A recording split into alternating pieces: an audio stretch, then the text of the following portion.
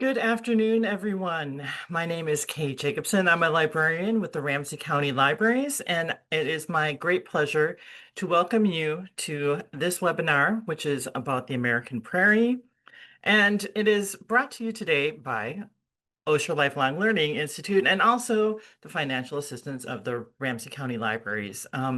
We're deeply grateful to both of these organizations to be able to bring you this type of programming. But I'm going to thank you very much for joining us and going to introduce you to our first two speakers of the season.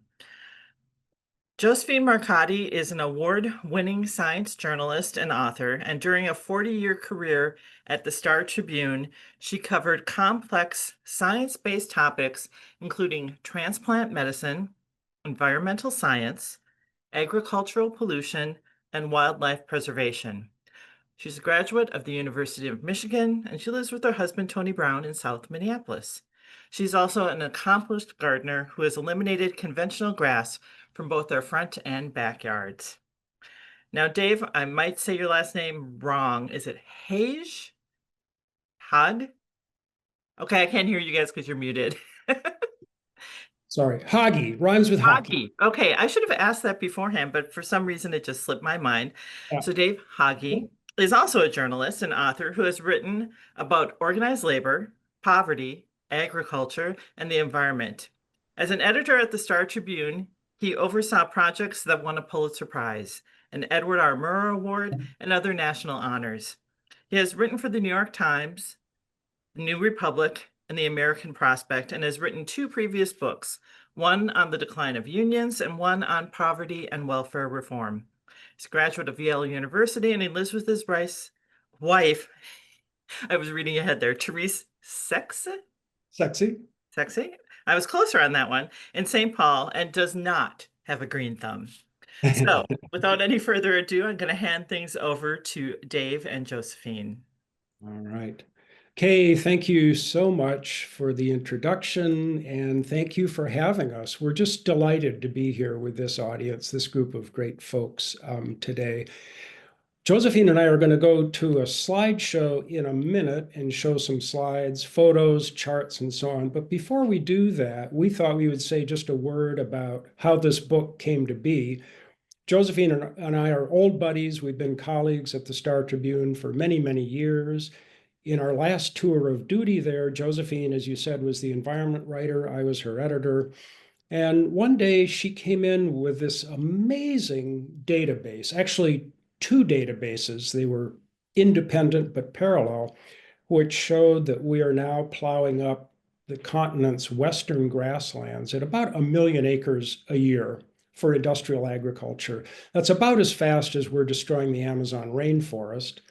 It's an environmental catastrophe. It's bad for climate change. It's bad for drinking water. It's bad for wildlife, which we'll get into in greater detail.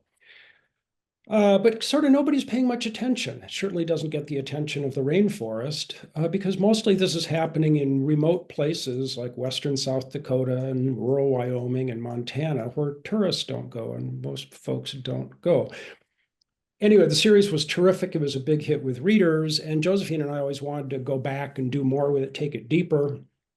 When we retired from the paper, we turned the series into a book proposal, and that became Sea of Grass. I was going to turn it over to Josephine to talk a little bit about the environment beat and agriculture. So thank you. And also, I want to say thanks to all you people for being here. It's like, it's just an amazing thing to me that on a gorgeous day like this, we have so many people interested in listening to us talk about our book. So it really makes my week. So when before I was an environmental reporter, I was a medical reporter. So I was always very interested in complex science-based topics. And when I switched to the environment beat, I sort of had to look around and sort of figure out, okay, so what are the biggest environmental problems we have here in Minnesota? And what is it that people here most care about? So, one of the obvious ones was farming. I mean, we know we love farming. We love farmers. Most of us, so many of us came from farms, and the history of the state is so deeply intertwined with agriculture. But it is also just a huge environmental problem for us, both in terms of the monoculture that we've created with corn and soybeans, and also just the loss of grasslands and prairies. I mean, I didn't grow up on a farm. I didn't grow up in Minnesota. I grew up in the suburbs of Detroit. So, the whole idea of a grassland or a prairie was very new to me. And it took me a while, like it does most people, it took me a while to learn to sort of appreciate it. But I started going out and seeing it, and I learned to really appreciate the expanse, and the silence and the light and the way that the clouds would move across the sky. And it began, and I read about and learned about the tallgrass prairie, which is mostly gone. You can't find it anywhere anymore, or almost anywhere anymore. And I felt so sad that I couldn't see it, that I could not experience that extraordinary place. And so I began to realize that, even though there was a lot of noise and a lot of worry about the loss of the Amazon rainforest, we had our own rainforest right here in Minnesota, which was the tallgrass prairie. So that's when I started writing about it, and that's when I began learning about the impact on things like drinking water and the loss of species, and just kind of just the loss of streams and the loss of lakes. I mean, the city of Buffalo Lake has no lake anymore because it's all been drained. So that's sort of how I got started. All right. Well, let's go to some slides, and with any tiny little bit of luck, I'll be able to make this thing open up. Okay, slide one. Now, I know what you're thinking. You're thinking, Dave and Josephine brought the wrong slideshow this morning. But no, this, of course, is Rodney Dangerfield, the great stand-up comedian. And Josephine and I adopted Dangerfield as sort of the patron saint of the prairie because, like Rodney Dangerfield, the prairie, it gets no respect, right? Nobody loves it. People love the Rocky Mountains. People love the ocean. Very, very few people fall in love with the prairie. And this turns up in a number of ways in American history. Grasslands were the last major ecosystem to get their own national park in the national park system. You see, Yellowstone goes way back, Rocky Mountains, 1915, Acadia, that wonderful park in Maine, 1919, Grand Canyon. And the grasslands didn't get their own national park until sometime in the 1970s. The early folks who ran the National Park Service said they were putting an emphasis on, quote, I quote, majestic landscapes, mountains, oceans, beautiful places, and nobody considered the prairie to be a majestic landscape until, like us, they fell in love with it, began to appreciate it. Another measure of sort of no respect for grasslands, this is a study done about 10, 15 years ago by an ecologist. He was trying to help the world's biggest conservation groups, World Wildlife Fund, Nature Conservancy, how to focus their money. Where were the most urgent landscapes? And he combined two measures. One was how threatened is a given ecosystem, how much of the habitat has already been converted to something else. The second measure was how much of that habitat is protected, by government preserves or national parks, et cetera. Different nations have different ways of protecting the land. And when you put those two indicators together, the ecosystem that rises to the top of the list, it's not the oceans, it's not the rainforest, it's the world's grasslands, number one for being most threatened by conversion and least protected. Well, this is really sad because grasslands are an extremely valuable ecosystem. Number one, they prevent erosion. Anybody who remembers the Dust Bowl knows what happens. We plowed up millions of acres of grassland in Kansas and Oklahoma and Nebraska in the 1920s when immigrants were moving west, colonists were moving west. Wheat prices were high. It was a rainy decade, the 1920s, and they didn't realize that it could be dry out there too. And when the weather did turn dry, they had lost all those acres of grass. What does grass do? It holds the soil in place. And those acres were now bare for several months of year through the winter. When the land turned dry and windy, it blew away. And so erosion was a horrible, challenge. And by the way, erosion is still a bad problem. Union of Concerned Scientists estimates, even though we're trying to do better on erosion control, farmers are losing 25, the equivalent from topsoil being blown away, the equivalent of 25 million acres of prime farmland every year, an area the size of Ohio being blown away or washed away by erosion every year, even today. So Dave, tell the story about the dust bowl that got to Washington, the dust storm that got to Washington, D.C. Yeah, great. Yeah. Um, in about 1936 or 37, I'll just back up. The nation was in the depths of the Great Depression. Franklin Roosevelt was trying to bail out people and the economy, and he also realized that he needed an answer for the Dust Bowl. And his top soil guy went to testify in Congress. Roosevelt had proposed the Natural Resources Conservation Service, a soil and water conservation service. He was trying to get a little more money out of Congress for this. Congress was quite skeptical because Roosevelt was already expanding the government a lot. And so his top guy went to testify before a Senate committee to get the money to set up the Soil Conservation Service. And he had his agents sort of out west watching storms, watching erosion, and got telegrams saying that there's a really big dust storm blowing out of the prairies toward the East Coast. Dust storms had already hit Minneapolis, Chicago, other big cities. And so on the second day of his testimony, he realized this dust storm was about to arrive in Washington. He stretched out his testimony and sort of dragged it out and dragged it out. And finally, he said, "Gentlemen, go to the window." They adjourned the Senate hearing. These senators went to the windows of the Capitol and looked out. Out on the National Mall, federal office workers had left their offices. They were standing out on the National Mall looking at the sky, which had turned orange and swirly and brown. You couldn't see the sun. The wind hit, and this massive dust storm blew by the windows of the Capitol. And he said, "Senators, gentlemen, there goes Oklahoma." And he and Roosevelt got the money. Okay, so erosion. Well, the grasslands are also a tremendous source of habitat for wildlife and for creatures that we really love. I'm going to turn it over to Josephine here. So there's I mean, it's hard for us to realize now what kind of wildlife existed on the grasslands because it's so much of it is gone. I mean, not only the prairie's gone, but even in places where we have prairies, there are really very few of the animals we used to have that remain. But there's a book by a scientist named Dan Flores. He wrote about the history of the Great Plains called American Serengeti, and he sort of went through the natural history of all the different kind of animals that we used to have, but many of which are gone. If you think about the wolves that used to roam the grasslands, and you can still see antelope and pronghorn deer and all those, but they're far fewer than there used to be, obviously.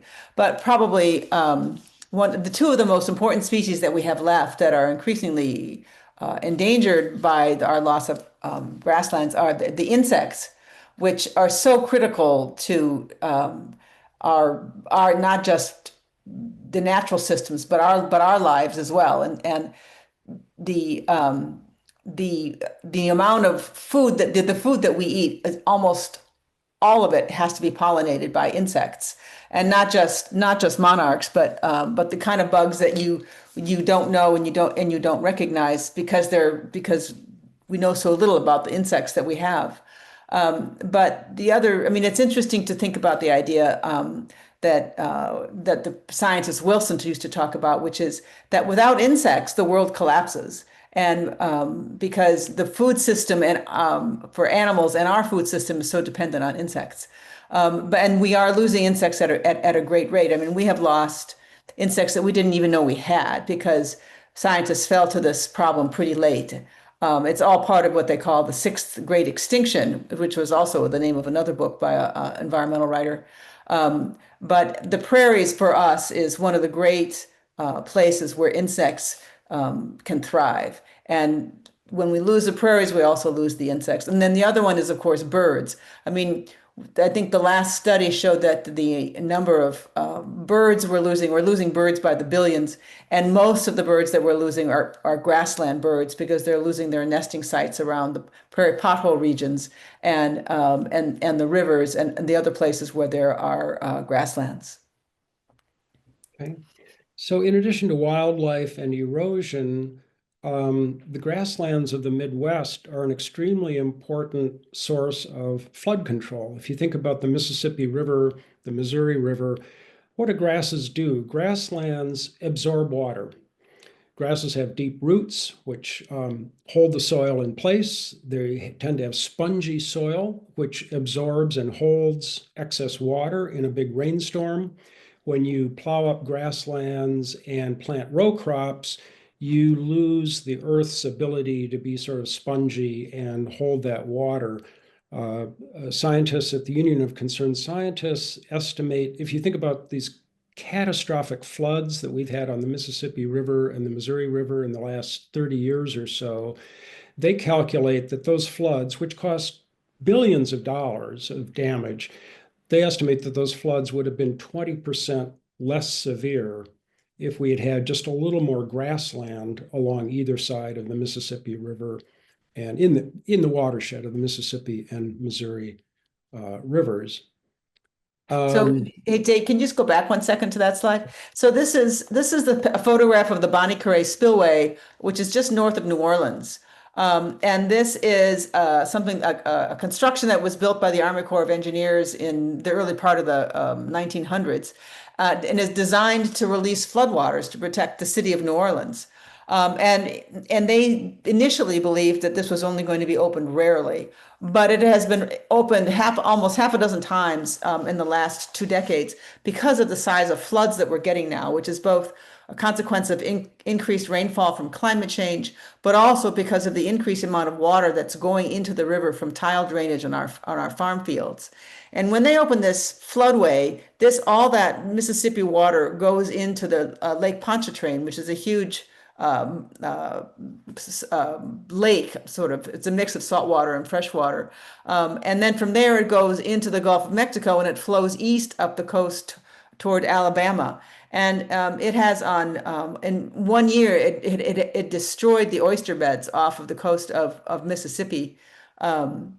Because the oysters can't tolerate that fresh water, and it was so bad that the oysters are not really ever expected to come back in a natural way. Only through artificial oyster beds will they come back. Many of our listeners today will have read Mark Twain's great book, Life on the Mississippi. If you want to know more about how crazy a river can be and how much character the Mississippi can have, I recommend that terrific book. These problems are so serious that even today, we're not talking about history. Scientists at the University of Minnesota, for example, Kansas, Missouri, are still studying the health and environmental impacts of agriculture. This is a study that Josephine got recently from the wonderful Bonnie Keeler at the university. Josephine, you want to talk about it? Yeah, so she has studied, I mean, her goal has been to look at the financial costs of pollution. And she's done looked at this question before, but this was a study that came out just recently.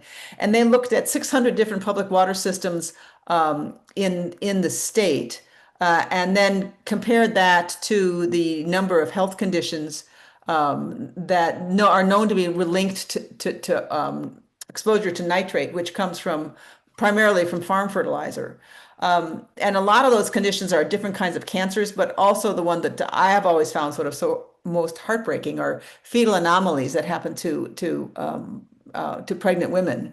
And she calculated the costs of those illnesses and those health issues and totaled it at about $745 million per year that we pay for the consequences of exposure to nitrate.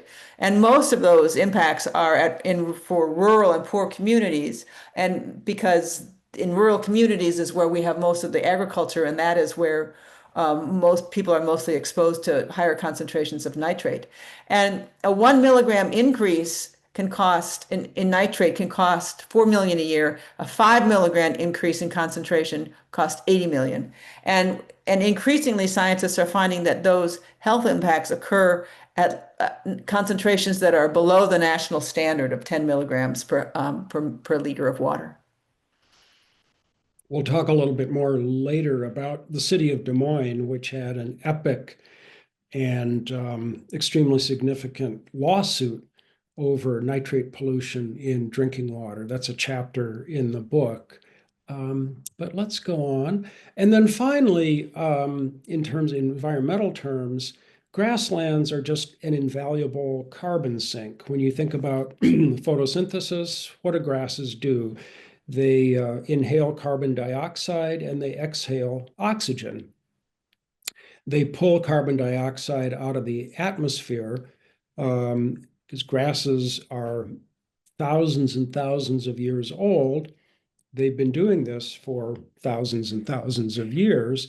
And so grassland soils around the world hold huge stocks of carbon. Anybody in the audience who is a backyard gardener, in the upper Midwest, you stick your shovel in the ground, you turn up the dirt. How does it come up? It comes up black and beautiful and inky dark. Why is our, in Georgia, the soil is orange. In Maryland, the soil is sort of red orange. Why is our soil black? That's carbon. Just like in a lead pencil, just like in your carbon tennis racket. That's carbon that grasses have been inhaling and storing deep underground for millennia.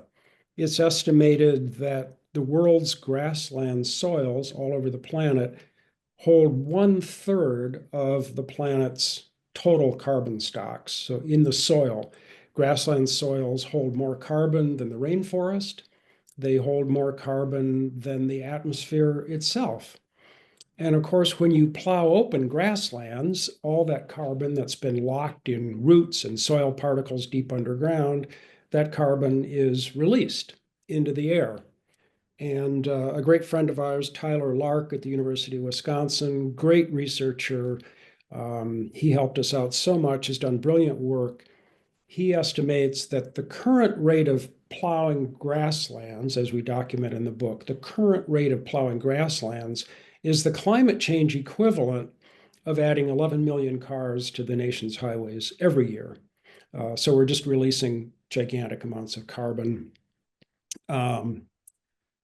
Very, very dangerous. And finally, why do we love the prairie? We love the prairie because it's a cultural touchstone for Americans. Everybody's read The Wizard of Oz, but the prairie also gave us Buffalo Bill, Sitting Bull, Willa Cather, Laura Ingalls Wilder, Little House on the Prairie. And I think many Americans sort of trace a good deal of American mythology, not all of it true, some of mythology, to these great grasslands at the center of our continent.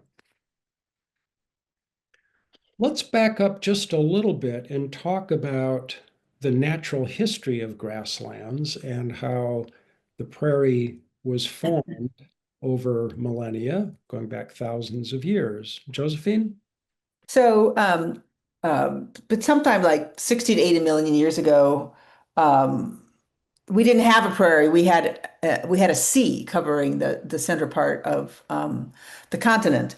And then when the climate changed and the sea dried up, there grew up a hardwood forest in the middle of the plains, which is hard to imagine how, knowing what we know now about it, but just think of that vast expanse as covered by trees. But then there was a huge geological event, and I'm never quite sure how to pronounce this, but it was called the Laramide orogeny. Is that right, Dave? I think so. Orogeny, which was the eruption of the Rocky Mountains that popped up out of the Earth's crust. And then when those mountains created a wall between the winds and the rain that came from the west and the center part of the country. And so as the clouds moved east across the continent, they were forced to drop all their moisture on the west side of the mountains, and then created the rain shadow across the mid-continent, which made it very, very dry.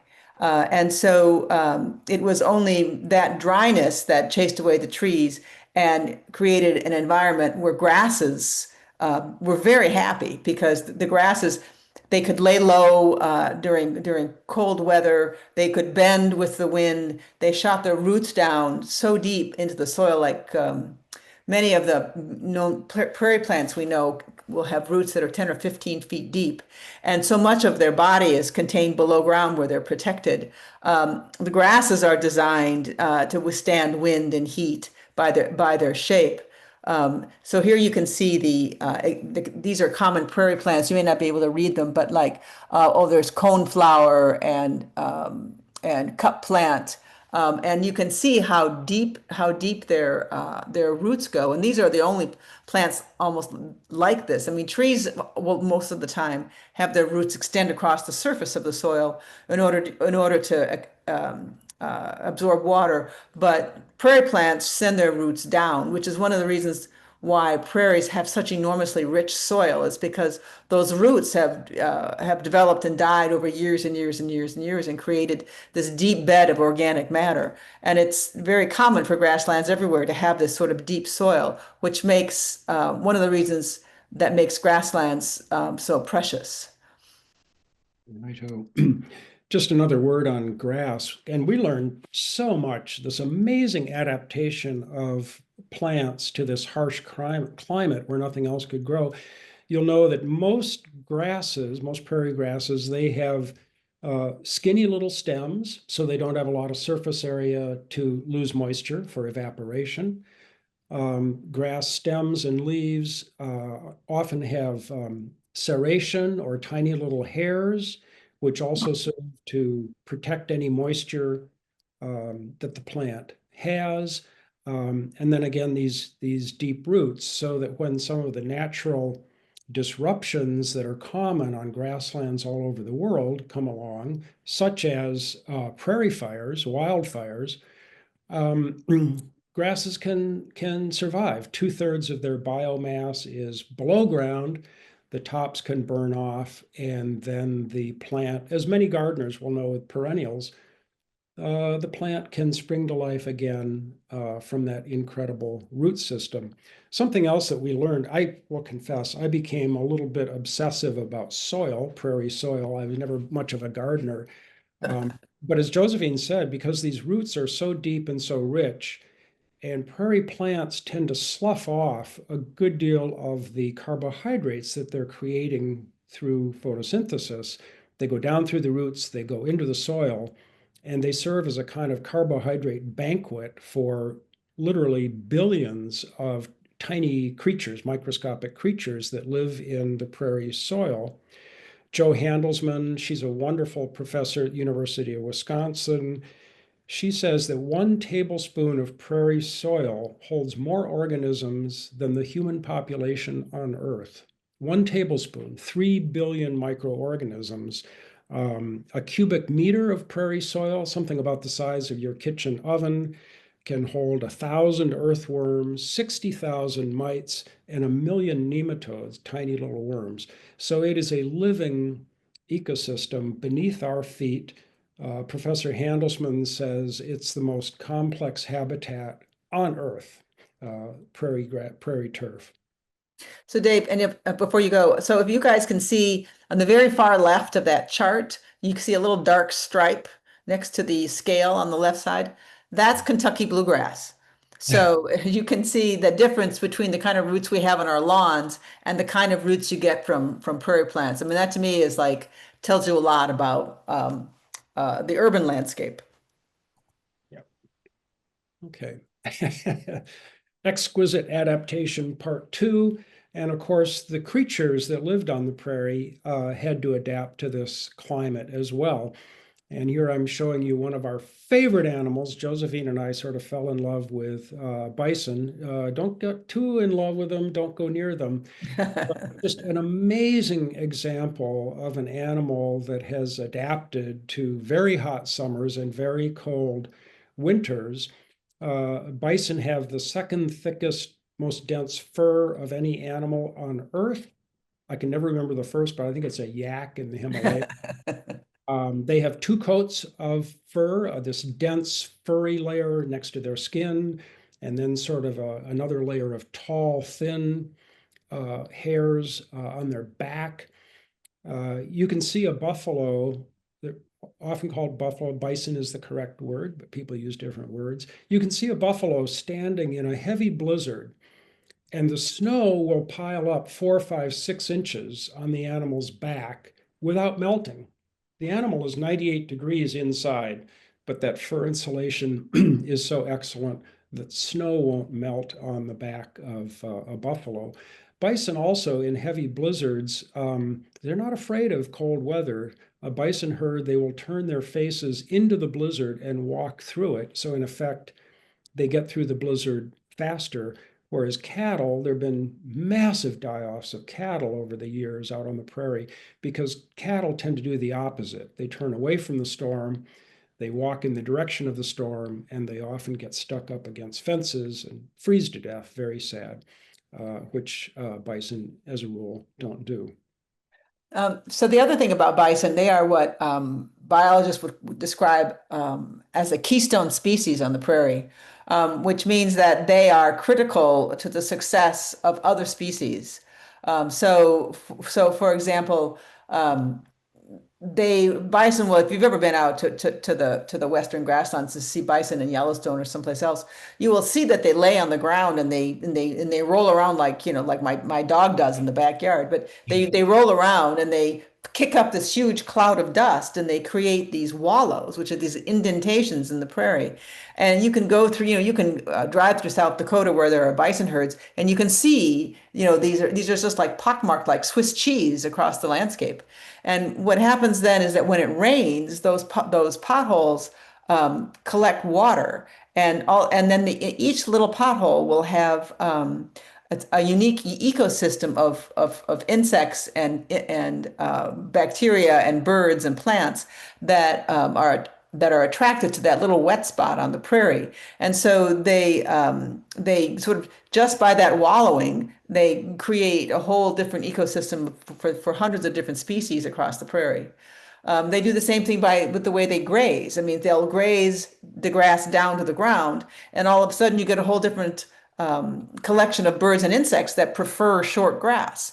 And then meanwhile, then they move on and the grass grows tall. And then that area then will change. And that's where you get the birds that like tall grass, or the animals that like tall grass. They have a very close relationship with prairie dogs, because the prairie dogs will build their colonies in short grass because they want to be able to see their enemies coming. And it's the bison that gave them that short grass. So that is why they're called a keystone species, because so much evolves around them. And just in case you're ever tempted to go near a bison at Yellowstone National Park, remember two things. A buffalo, though they can weigh as much as 2,000 pounds, can leap 6 feet in the air. They can leap over a 6-foot fence without trying too hard. And they can run. They're extremely fast, even though they seem gentle and sedate. A herd of bison can run at 30 miles an hour and do that for hours without running out of breath and without their legs getting tired. They're mobile.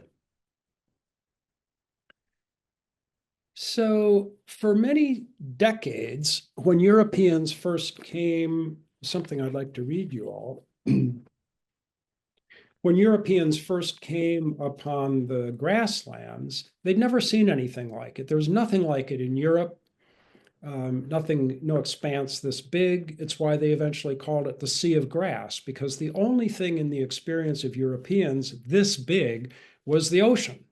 They'd never seen an empty expanse of grass this big. There were no trees. They thought it was barren. They thought it was infertile. Winters were horrible. Summers were blazing hot.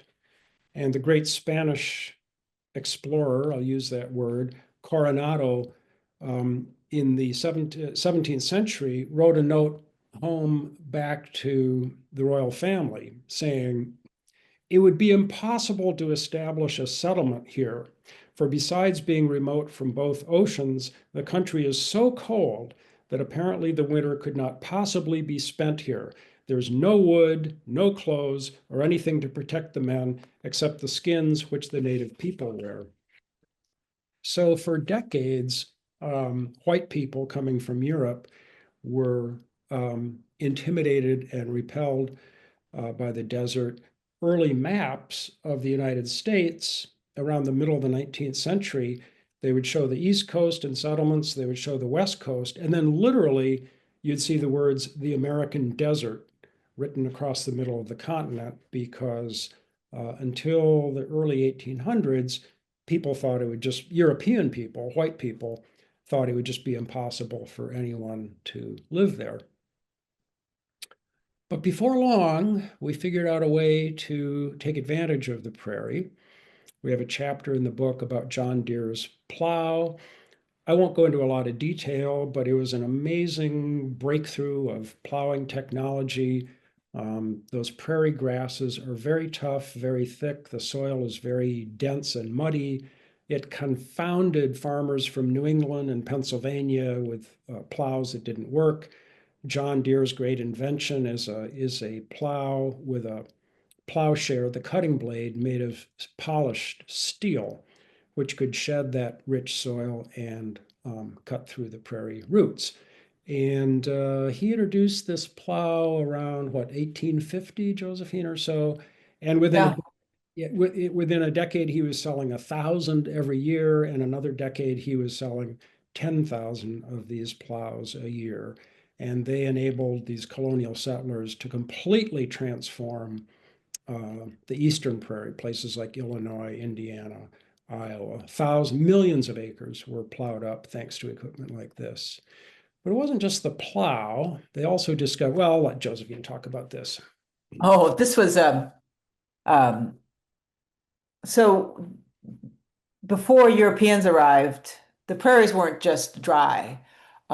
They were also, particularly in places like Ohio and Indiana and Minnesota and Iowa, um, on the east side of the Mississippi River, they were extraordinarily wet. I mean, they would have huge swamps and wetlands that would go for hundreds of miles sometimes. If you ever heard of the Black Swamp, which is in the northwest corner of Ohio, was called the Black Swamp because when Europeans tried to go west, they couldn't get through it. I mean, they would just disappear into these deep wetlands.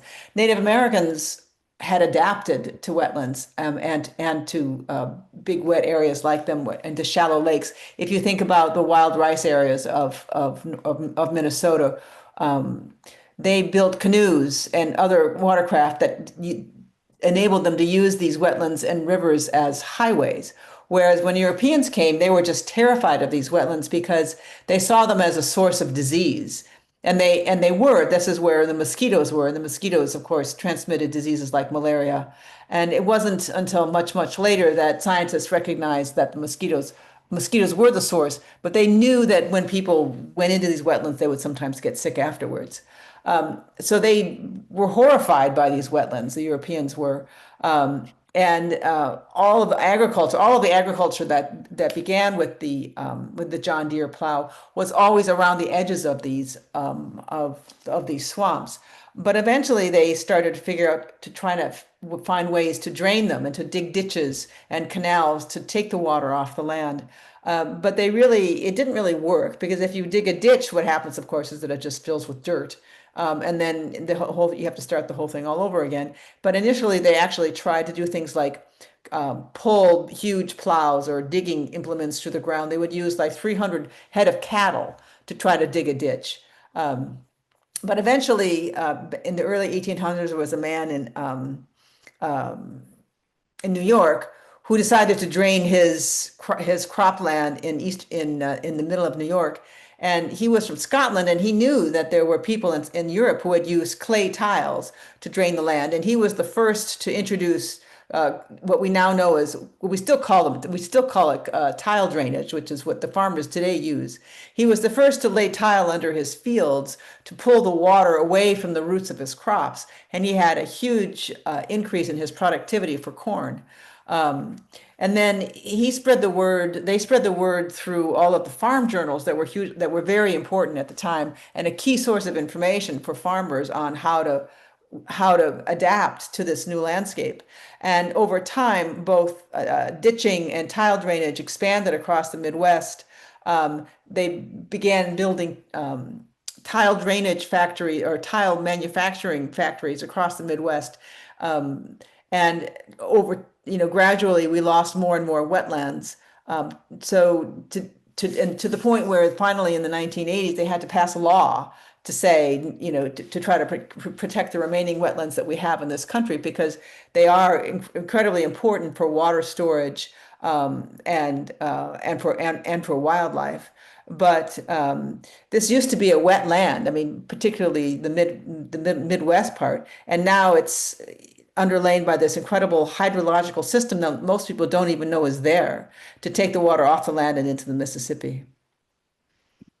So if you take all these technological breakthroughs together, John Deere's polished steel plow, tile drainage, and these big ditching machines, other farm breakthroughs, reapers and combines. It's how John Deere got started, Massey Ferguson, McCormick, the great agriculture implement companies. They radically transformed prairie agriculture. Just one example, in the year 1820, when people were starting to arrive in larger numbers on the tallgrass prairie, places like Indiana and Illinois, a typical farmer could plow about 1 acre a day. He or she was doing it with a simple plow and a horse or a cow or a mule.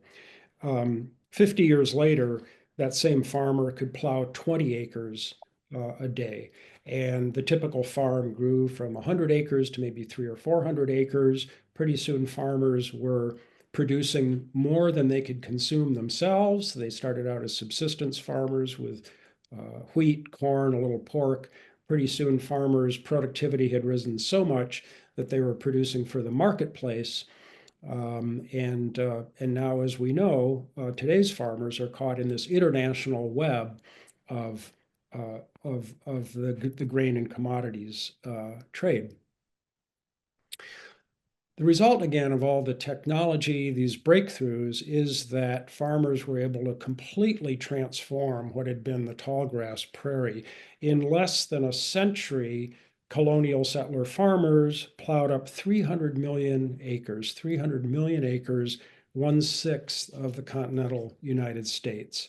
And today, if you think about the tallgrass prairie, which is eastern state, Indiana, Illinois, where they got more rainfall, the grass grew higher. 99% of the tallgrass prairie is gone. Just 1% remains. And as for tile drainage, according to the 2022 Census of Agriculture, there's 96 million acres of cropland are underlain by tile drainage. 85% of that is in the Corn Belt states. Half the cropland in Iowa and Indiana, and a third of the cropland in Minnesota has a grid of drainage tiles underneath that keeps them dry and keeps them productive. So the plows kept moving west. This is a map of tallgrass prairie, states like Illinois, Iowa, the mixed prairie, which is sort of what we have in Minnesota, the western edge of Minnesota, and then the shortgrass prairie farther west, where the climate is more dry. The grass doesn't grow as tall. And down the middle of that, I hope you can see on this map, is the 98th meridian. It runs north-south, roughly where the eastern edge of the Dakotas are.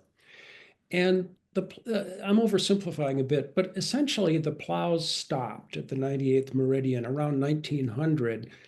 Settlers believed that farther west of the 98th meridian, it was just too dry to do row crop agriculture. They tried some wheat in Kansas and Nebraska, it would work, and then they'd get a couple of dry years and it didn't work. As a result of this, the western prairie, the shortgrass prairie, mixed grass, stayed in grass. It became cattle country. It was a good place to graze cattle, and for decades it was free grazing. The federal government wasn't doing anything about it. You could just raise a herd of cattle and have them graze. Now, the bad news about that is that cattle can be very, very hard on a grassland ecosystem. The good news is that all that grass west of us in Minnesota remained in grass. It was never plowed up. And so today, if you think about the short grass prairie west of here, about 40% of that is still intact compared to 1% with the tall grass prairie, about 40%. We have millions of acres of short grass prairie out west. And what's happened in the last 20 years, however, is that farmers have gained the techniques and the technology to plant row crops farther west. There is now drought-tolerant corn, drought-tolerant soybeans. There's federal crop insurance, which protects farmers against a dry summer, guarantees that they'll have some revenue by planting a crop. And this is when the plows started moving west again into the Dakotas, into Montana. We met a terrific rancher. Well, it is what Jim and Carol Fallstick, right in the middle of South Dakota. Jim said when he was growing up, he never saw soybeans in his part of South Dakota. Never. Maybe in Sioux Falls, you'd see some soybeans. Now his ranch is surrounded by corn and soybean farms. The Dakotas are just being plowed up. And the same things that went wrong farther east are now starting to happen in the Dakotas, in Nebraska. They have terrible dust storms.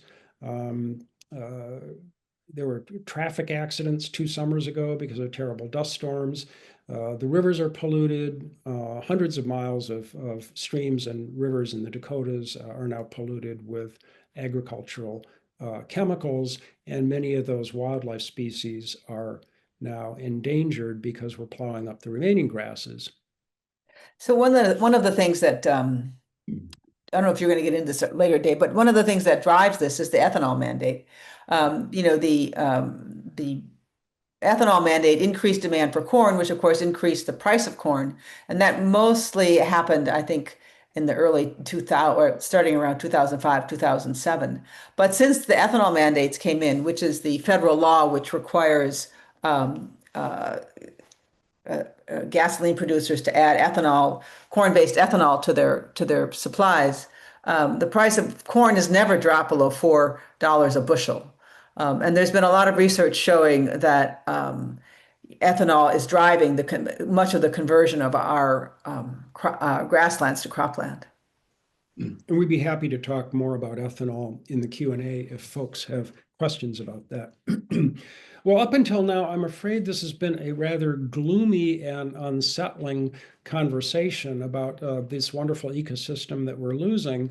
But Josephine and I also wanted to talk about some wonderful things we saw, because in the 3 years that we spent reporting this, we kept running into just terrific people who are doing terrific work, either to protect the continent's remaining grasslands, to restore grasslands where it's possible, to rebuild prairies, or to change the way that farmers do agriculture in ways that are better for the soil, the land, the wildlife, and the water. So we thought we would close with just a few of those sort of encouraging stories that we found. Josephine, Glacial Ridge. Glacial Ridge. So what you're seeing there is a lead plant, which is, of course, one of those great prairie plants that in the summer turns this remarkable kind of dusty purple. And it is one of the plants that has the deepest roots. Glacial Ridge is in northwest Minnesota near Crookston. It is the largest prairie restoration in the country. It was started by the Nature Conservancy around 2000. And the history of this land is very much tied, of course, to the geological history of that region, which is the Red River Valley, and Lake Agassiz, which was the lake that it's hard to call it a valley now, but it was a ginormous lake that covered tens of thousands of square miles during the last glacial period. And when that lake was alive, it built up ridges of sand on its edges, which were, of course, the old beaches. Then, of course, the lake drained when the glaciers went away, but those ridges stayed. And while the bottom of the Red River Valley became intensively farmed, the ridges were never good farmland because they had so much sand. And also because they were rolling just like, like beaches. And then the water would collect in the spaces between the ridges. And so they became very wet. But of course, European farmers being what they were, they did try to farm it and they unsuccessfully. And in 2000, the Nature Conservancy decided to buy up a huge tract of land and restore it back to native grasses. And one of the biggest problems they faced, of course, was the local community, because it's very hard to to persuade a community whose identity and history and economics is completely tied to farming that, that wild grasses and wild land is better than farming. But they were able to do that in part because the city of Crookston needed a new supply of fresh water because all of their wells were drying up and or were contaminated by agricultural chemicals. And they knew that if they put their wells in this restored prairie, that they would have clean water for their citizens forever. As long as that grassland remained protected and in place, so would their drinking water remain protected. The Nature Conservancy also created a trust fund for the counties and for the local governments to replace lost property taxes, and that trust fund is still providing revenue to the local governments. And the way that the trust fund was created is that the Nature Conservancy, before they converted this back to prairie land, they farmed the land, or they allowed farmers to rent the land to farm it. As they gradually brought back the prairie. And that farm rental income created the trust fund that now provides tax revenue for all the local governments. But it is, an enormously hopeful success story to show not only that it can be done, but how to bring back prairie. I'm just going to skip ahead two or three others. So Josephine wrote extensively about Glacial Ridge because it's here in Minnesota. It's the biggest in the country. But as you drive across the Great Plains, you can find other examples of restored or rescued prairie. A famous one is in the middle of Montana along the Missouri breaks along the Missouri River. It's called American Prairie Reserve. It was a group of philanthropists who started buying, eco-minded philanthropists who started buying up cattle ranches about, 20 years ago? Yeah, And they now have, I don't know, 60, 80,000 acres, maybe more, over 100,000 they acres. keep growing. Yeah. Yeah. And they're turning it back into a wild prairie. They have bison, as you see here. They have huge prairie dog communities. They have wolves, maybe grizzlies are coming back. It's just an extraordinary example of protecting and restoring prairie. And they let the public come in. If you ever feel like going hiking or camping in this beautiful but rather austere ecosystem, you can go out to Lewistown, Montana, and head north, and you'll be in the American Prairie Reserve. Another great project that we came across was in Iowa, a terrific outfit called Practical Farmers of Iowa. Now, Iowa, it's such great farmland and the economy is so dependent on corn and hogs that nobody's ever going to turn Iowa back into a native prairie. But what Practical Farmers of Iowa says is, well, we can still do agriculture, but do it in a way that's not so damaging to the land. They promote techniques, we can go into detail if you like in the Q&A, such as cover crops and planting diverse crop rotations. Diverse crop rotations are better for the land. And the genius of Practical Farmers of Iowa is they do it farmer to farmer. This isn't city folks coming in telling farmers what to do. It isn't environmentalists. It's literally one farmer to another saying, hey, I tried some wild oats cover crop. It worked for me. And they're just taking off. They've gone from about 1,000 members to almost 10,000 members in 20 years, and they're starting to have a significant impact on the way agriculture is done in Iowa. And similar groups are starting to spring up. Here in Minnesota, we have the Land Stewardship Project. Many of you will be familiar with them. It's farmers who believe in land stewardship. Similar group in Nebraska, similar group in Kansas. In South Dakota, this is our wonderful friend Jim Fallstick. He's a cattle rancher in Highmore, South Dakota. He and his colleagues decided that they're ranchers. They want to raise cattle. They think Americans ought to eat more beef, and they grew up generations of cattle ranching, but they want to do cattle ranching in a way that protects the grass, protects the soil, protects the water. South Dakota Grasslands Coalition. They're partnering with the World Wildlife Fund and the Nature Conservancy to promote conservation techniques among cattle ranchers in South Dakota. There's Jim in his shop. And another very cool story we came across. Josephine, do you want to talk about the tribal bison herds for a minute? Yeah, so many of the bison that the reason why we still have bison today was because of Yellowstone National Park. In the early part of the 1900s, President Roosevelt sequestered the few remaining bison that we had in Yellowstone, and over the decades, that population grew and grew and grew until it began to outgrow the park. For a long time, the way that things happened there was that in the winter or the early spring, when the bison would come down from the high ground, looking for forage, looking for grasses, and they would end up leaving the park. And as soon as they left the park, they would be shot by local ranchers. Eventually, wildlife conservationists partnered with the National Park Service and Indian tribes to come up with a way to find a way to move the bison off of the park into places where they would be welcomed. And of course, who would welcome bison more than the Indian tribes? There's a tribe up in northern Montana called it's called the Fort Peck Reservation, and it is the Assiniboine, a tribal group of Sioux, and what's the third one? Sioux and Assiniboine people mainly. Yep. No, those two. Okay. There was a wildlife manager there who came up with a way of creating a system of vaccinating and isolating the bison until they were clearly free of the disease that ranchers fear called brucellosis. And then once those Yellowstone bison came up to Fort Peck and were isolated and found to be free of disease, then he could distribute them to tribes across the country. And he now has been doing that for several years, for many years. And there are dozens of Indian tribes now that have bison returned to their ancestral lands because of this program.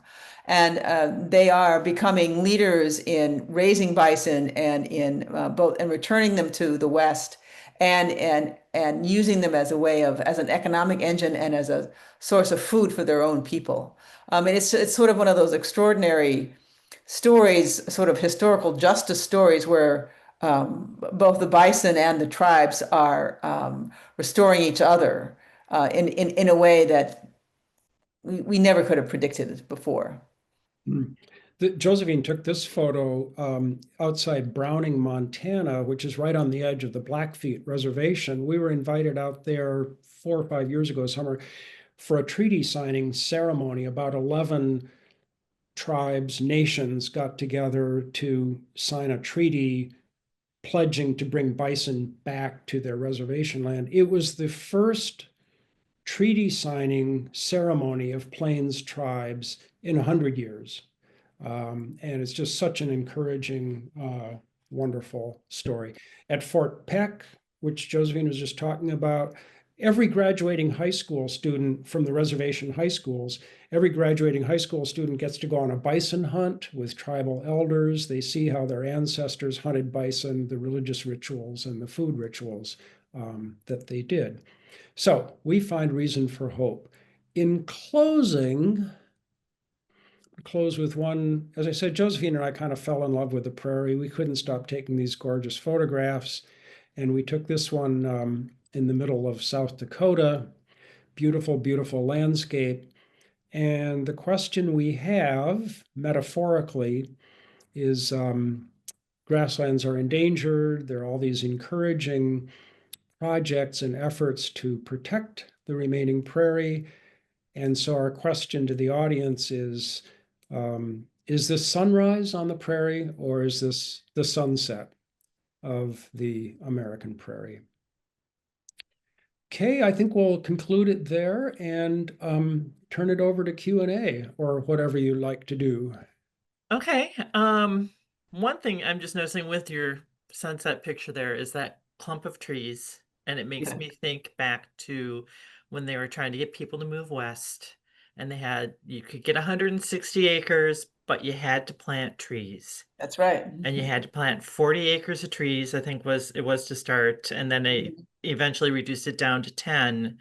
But you see how few trees are left there, and it's kind of proving the point of that's not what's meant to be there No. right now. And but you can drive along and you see whenever you see clumps of trees like that, I'm like going, that's a remnant of that policy Mhm. of trying to control Yeah. and change what shouldn't be changed. There are these It's also an sign of that there's water in that spot. Right. So, there are hilarious accounts from letters exchanged by members of Congress to show again how little they understood this amazing ecosystem out west. Many members of Congress had, never been west of the Adirondacks, but also the arrogance of the 19th century. Easy to say, are we wiser now? I don't know. But the arrogance, they passed the American Timber Act, and this is related to the Homestead Act, a little different, but it said, you could have a certain amount of land if you promise to, plant trees and grow a forest in the middle of South Dakota or the middle of Wyoming. And we read a historian who said it's as though Congress could order wolves to climb trees and live in trees. It was a hope. And we ran into a terrific guy out west in Montana, Richard Manning, just a terrific writer, has several books on the grasslands.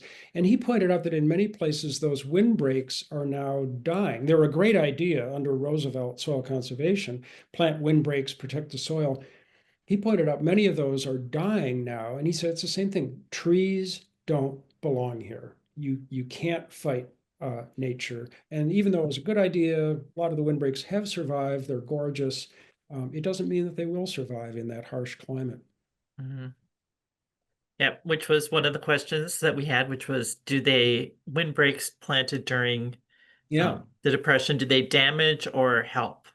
Mm, And yeah. I don't know if I have a good answer to that. they are what they are, and they can create beautiful photos. Certainly, soil erosion dropped dramatically after the Uh, 1930s and 40s, partly because of windbreaks, reduced wind flow. They also replanted, they took thousands of acres out of farmland and replanted it with exotic grasses. Then you get into the 1980s, the Conservation Reserve Program, which paid farmers to take land out of crop production, plant grasses or trees. And you take those measures together, and soil erosion dropped dramatically between, let's say, 1945 and 1985. A tremendous success. But now, of course, corn is so valuable and fetches such a high price that thousands and thousands of acres are being taken out of the Conservation Reserve Program and planted again, and soil erosion is going up again. One of the other issues with trees is the Nature Conservancy. One of the guys we know at the Nature Conservancy talks about the green glacier, okay, which is the takeover of grasslands by trees or bushes, one of which is red cedar. But if you drive west, you'll see these round, clumpy trees, red cedar, just popping up everywhere. Partly that's because of rain. There's more water now that they like, but also it's because of the lack of fire. One of the reasons why when trees spread across the prairie, it's because it was always fire that kept them down, whereas grasses would thrive with fire, but trees do not. But that there is a big problem now with the encroachment of trees and shrubby bushes in many parts of the Great Plains. so would you call it somewhat of an invasive species Well, then? I don't think red cedars are invasive, but they are taking over. Okay. So they're not technically a foreign plant, but They also like a carbon-rich atmosphere. To be perfectly honest, I don't understand all the chemistry in this, but as our atmosphere contains more and more carbon, more and more CO2, that's good for woody plants like red cedars and not as good for grasses. So, okay. So many different takes here. Let's see. Can you explain a little about the science of how all of that carbon in good black dirt makes for healthy soil, but the carbon dioxide in the air is bad? Oh, Hmm. well, um, all life needs carbon, right? It's a constituent of all forms of life, or it's what makes it organic. When the carbon is beneath the soil, what happens with plants as they inhale carbon dioxide, they're able to break apart the molecules. And so you have carbon that's separated out or is bound with other compounds, and it becomes carbohydrates, carbohydrates, in effect, sugars that feed the creatures that live in that prairie soil. And those creatures, in turn, feed the plants, process soil, and convert soil into something healthy for the plants. They're just amazing examples of the, the roots of prairie plants will have tendrils that go out. And again, because they're attracted out by all that carbohydrate in the soil, tendrils will, it's called mycorrhizal fungi. Josephine, help me out. Yes. Yeah. Yeah. And these fungi will reach out from plant roots into the soil, and they will actually bring back minerals and carbon and moisture, bring it back to the roots of the plant. So you have these incredible symbioses going on. And I think to answer the question, it's only when, carbon combines with oxygen in our atmosphere, nothing wrong with it, except when you have too much, it traps heat. I don't think anybody would worry too much about carbon dioxide in the air, except for, the heat trapping um, powers of that. Okay, question about drainage tiles again in terms of that. They're wondering if they can give a little more detail about how they're installed into huge tracts of farmland, and are they still effective, and can they be removed? Um, so we don't have that picture of that Yeah, so it's my fault, Josephine. I lost it. you lost that one. Okay. So nowadays, and originally drainage tile was made out of clay, and they would be like horseshoe shaped or many different shapes, but basically, semicircular, a foot long or 2 foot long that would stuck together. And the way it works is that when it rains, the water comes down through the soil, and then the water table rises as it gets wetter and wetter. And when the water table hits the bottom of those tiles, then it starts draining downhill toward a ditch or a stream. And that way, the plants that are growing above the drainage tile, particularly corn, their roots stay pretty dry because they don't like wet feet. They like dry conditions. And so that's how the water is shed from the fields, is through those drainage tiles. Well, they don't make them out of clay anymore. Now they make them out of perforated plastic tubing. And if you drive around the rural areas, you will see stacks of these black circular black tubes sitting around, and they have big machines now that will first cut a ditch 4 feet deep, and then lay the pipe along the bottom of the ditch. And they now have precise calculations about how close those lines need to be depending on how much water that field gets. So they could be, 4 feet apart or 6 feet apart, depending on how much water they need to get rid of. And then they close over the top of it, and then all of the drainage tile meets. It's like when you see, it's like the ribs on a backbone. Okay, so they all collect the water into a main storage thing, and then it gets dumped into a ditch.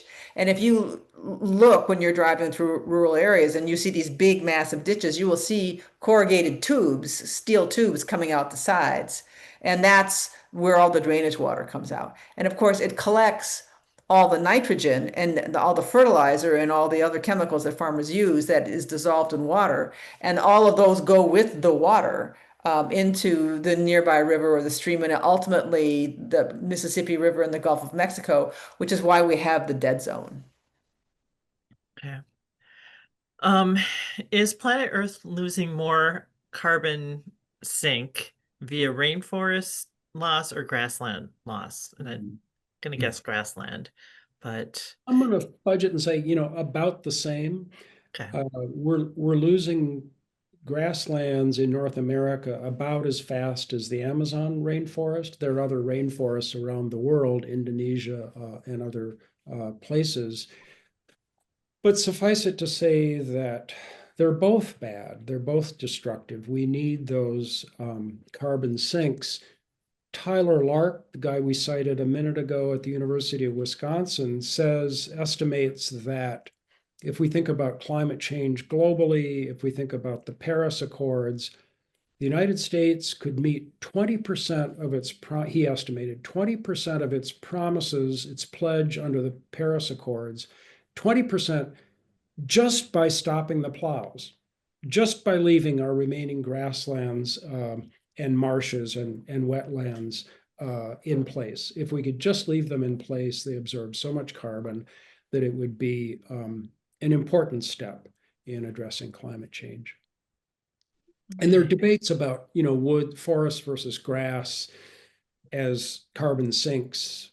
Grasses have their advocates, and forests are bigger and more wood holds a lot of carbon. Others say, yeah, but wood's burned down and then the carbon goes back into the air. So it's an ongoing debate. Okay, besides the monoculture issue, is soybean production as big a threat to prairies as corn? And the reason they're asking is because of current pressure to increase soybean price supports in the era of tariffs. Mm. Mm, mm. I'd say that corn and soybeans go hand in hand. No farmer grows just corn or just soybeans. They all grow one and then the other, and that's because the soybeans make a better condition for the corn, and then They rotate. they rotate, and they're a great pair for farmers. The and But there are differences. Corn needs nitrogen fertilizer. It needs a lot of fertilizer. It is the most fertilizer hungry crop we grow. Whereas soybeans, because it's a legume, is a nitrogen fixer. It puts nitrogen in the soil, or it absorbs nitrogen. I can't remember which one it is, but it's a fixer. And I don't think, but they both use chemicals. They both use insecticides. But the big difference is that soybeans uses less fertilizer. So, but neither one of them is good for the prairie. Yeah. Okay. And we have too much of both of them. I mean, one of the reasons that the tariff battle with China is so devastating is that the United States produces far more corn than we can use, even our livestock industry. We have to export it. Farmers have to export it. Farmers like to say, it's going to sound like we're anti-farmer, and we are not. We met great farmers.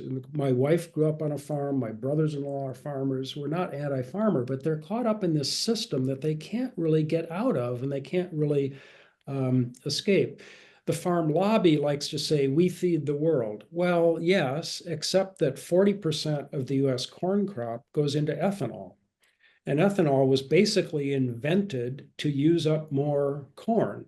Instead of saying, gee whiz, we should grow less corn, we could put solar panels in half of Iowa and power the country. Instead of saying we need to grow less corn, what we said is, gee whiz, we need to figure out more ways to use corn and expand markets so that farmers can sell the corn. And it's quickly becoming the same with soybeans. So, yeah, there's a question about that, and saying in essence that we feed the world population, but Yeah. And So, quickly, I don't mean to make light of that. no. It's true. There's hunger, there's malnutrition, all over the world. That is a serious problem. The UN talks about that. Everybody who takes it seriously talks about that. But the US model of agriculture is not really built to feed people all over the world. It's built to grow corn and soybeans. That's what Cargill Yeah, I mean, wants. That's what we Hage feed wants. livestock and we feed cars. I Yeah. mean, the livestock, the grain that's shipped overseas is mostly livestock feed. And that's, um, but we don't grow food Yeah. mostly. But I'm So sorry, go ahead with the question. are grasslands in other parts of the world undergoing similar changes? Ooh, ooh, ooh. Um, I know that they are in South America. There is as we know from reading in news about tariffs, that the soybeans are rapidly expanding in Argentina, and other South American countries that grow them. And yeah, and in the late 1800s, early 1900s, at the time that the United States was being colonized by Europeans, there was a huge expansion of agriculture around the world. And almost all of that was in grasslands because that's where the soil is. And it's much easier to grow crops in a grassland than having to take down forests, which we also do. But but yes, the grasslands are a threatened ecosystem around the world. Okay, somebody brings up Argentina because they talk about, are you familiar with Kernza, which is a Yeah. perennial Oh, wheatgrass? Yeah, we write about that in the book. We Patagonia. got that in the book, yeah. Okay, so they're talking about Patagonia is now using it to make environmentally friendly crackers, among other Yeah. things. And is yeah. it a good thing environmentally? I think I Yes. think we're fans of Kernza. Yeah. I mean, the great thing, and there's a terrific project at the University of Minnesota called Forever Green. And the idea, why are grasslands good for the environment? They're good because you have constant ground cover 12 months a year. The soil is protected. You have deep root systems that are returning nutrients and life to the soil. Row crop agriculture is the opposite of that. You leave the soil bare for months and months of the year. You don't have strong root systems. The great thing about these breakthroughs with Kernza is that they are crops you can eat. You can make grain, flour, beer, but they mimic the characteristics of a prairie. They're So, perennial plants that will grow from the same roots year after year. They give you constant ground cover 12 months of the year. They have deep root systems that are good for the soil and the water. so we talked to researchers at the Land Institute in Kansas where they've developed Kernza. And so far Kernza is popping up here and there, but it is not close to being the scale that we get with wheat, or other grains. And the scientists there, they say, well, it took us thousands and thousands of years to develop corn, which is an annual plant. And he says it would not surprise them to if it would take a generation to develop kernza as a perennial crop that could compete with corn. But at this point, it's still experimental, and also there's a lot of criticism of it because you can't produce as many calories with an acre of kernza as you can with an acre of corn or an acre of wheat. It's not as productive. Will that change? Who knows? It's still a work in process. But if you're interested in Kernza, General Mills has a subsidiary called Cascadian Farm. They Yeah. make Kernza cereal. One of the raps against Kernza among our baking friends is that Kernza flour is really expensive, much more expensive than typical baking flour. Although that will probably change, with economies of scale, as more farmers grow Kernza, as more companies use Kernza, the price will come down. But I went to our local co-op in the course of researching the book and went to get a box of Kernza cereal from Cascadian Farms. The wrap is, oh, it's so expensive. I actually priced it out, And a box of this Kernza cereal from General Mills Cascadian is less than a box of Cheerios, ounce for ounce. It's cheaper than a box of sugar frosted flakes, ounce for ounce. So they're making progress. So, do wheat and sorghum have the same impact as corn and soybeans do on the prairie Mm. in terms of You farming? know, yeah, I don't know about sorghum. Any monoculture is going to replace a wild ecosystem. Okay. Um, and wheat, um, I don't think it's as bad. One, it's a grass. I mean, corn is a grass, but wheat doesn't require the amount of fertilizers, I think, or inputs as does corn. And farmers used to grow a lot more wheat than they do now, but it doesn't have the same impact because it doesn't have the same amount of acreage devoted to wheat as we do corn.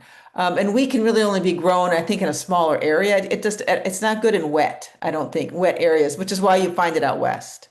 Yeah. One of the really troubling developments in American agriculture is that we have more and more, we call it a monoculture, it's two crops, corn and soybeans. But if you think back just a generation or two ago, my wife grew up on a farm in southern Minnesota. Her mom and dad planted, corn and soybeans, but they also planted alfalfa and wheat and oats and barley, partly because they had livestock to feed. But all across the Midwest, you had these farms that had much more diverse crop rotations. Instead of just growing two things a year, year after year after year, they were growing five, six, seven oats, barley, alfalfa. Well, diversity is good for the soil. And you think about nature, nature likes diversity. Diversity keeps pests at bay. Diverse ecosystem is resilient against bugs and pathogens. A diverse ecosystem restores the soil, protects the water. And we've moved away from that diverse farming system to what is essential. We're trying to make agriculture look like a factory, simple, Mhm. highly efficient, highly, Highly technological. yeah. And nature doesn't like simplicity and predictability. Nature likes complexity and diversity and surprises. Which would be why grasslands are a much better aquifer than row crops because Right, right. A, it's denser, not as much exposed soil, Yeah. and Yeah. I would take the root system being so much deeper is also better than for that. Yeah. Um, and someone was just wondering, so Crookston is getting their water now from the Yeah. Glacial Ridge. Glacial Hmm. Ridge? Yeah, you can Okay. see their pumps. Their pumping stations are right there in the middle of the prairie. So, okay, so we're going to go into question time of give us some recommendations of Mm, some of your favorite um, parks for seeing prairie. mm, Glacial Ridge, I'm gonna guess that is Hmm. Hmm. one. mhm. Um, but some of your others, maybe the ones close by and what's worth traveling to. Yeah. I Um, was just at what is that state park on the bluffs of the Mississippi? Uh, um, where Pam Miller is. right. No, I'm making you forget it now.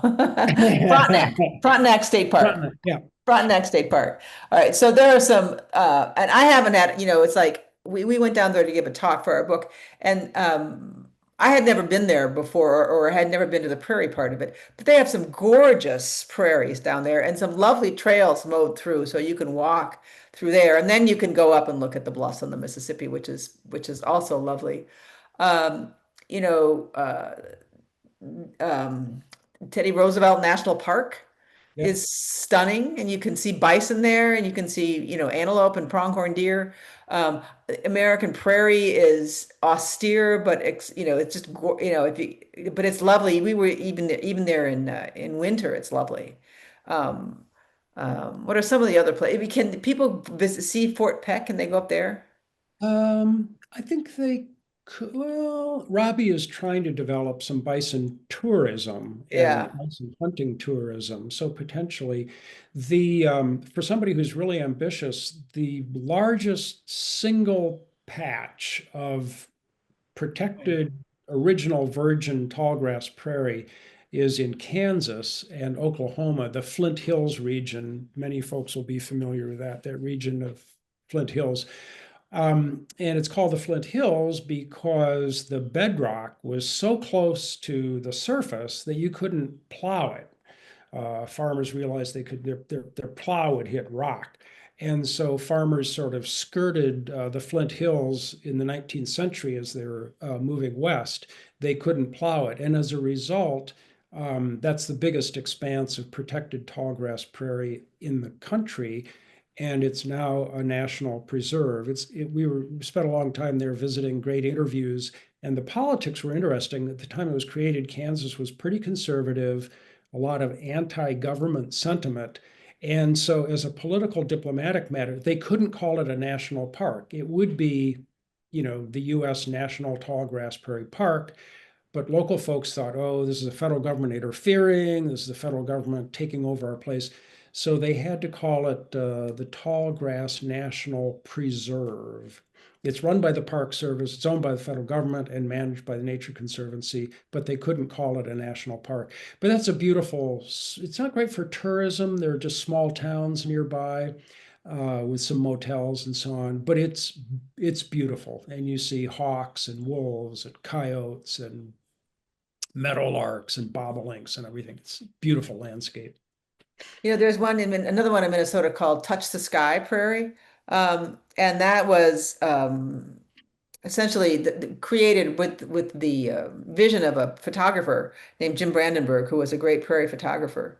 And that is a lovely spot. It's very high, so you can see a long way. And I mean, like the Flint Hills, it's very rocky. You can see the rocks sort of coming up through the soil.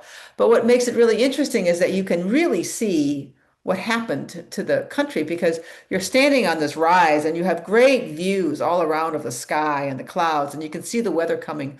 But all along the edge of the horizon, you can see farms and farmland, because because the prairie isn't that big, and so it's difficult to, you can really see how, kind of how the land changed, and you can still see all the trucks and the silos that surround that little patch of prairie.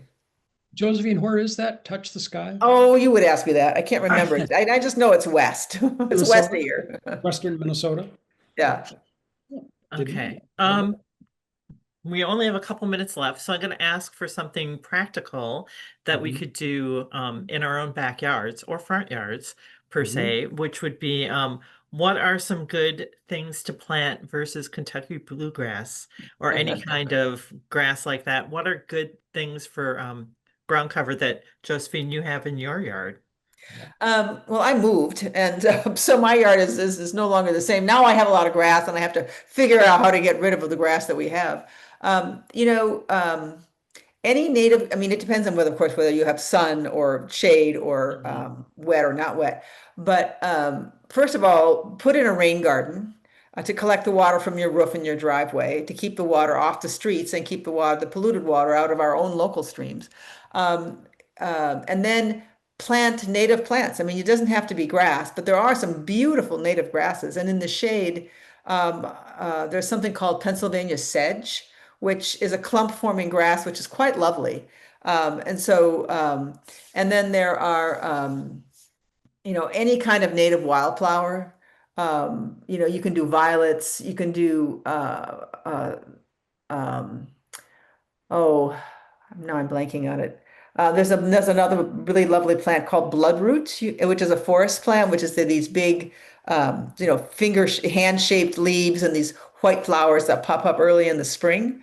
But there are also a lot of garden and yard businesses that now specialize in native plants and doing native landscaping. There's one around here called Metro Blooms that is a nonprofit. They do rain gardens and they also do native plantings. And any gardener that you hire will now be able to give you, native plants if you want them. And it doesn't have to be all native. I mean, my yard was a mix of native plants and those lovely garden plants that we love, like hydrangeas and roses and things like that, because it doesn't have to be just one thing. You can mix them up and then they look great together.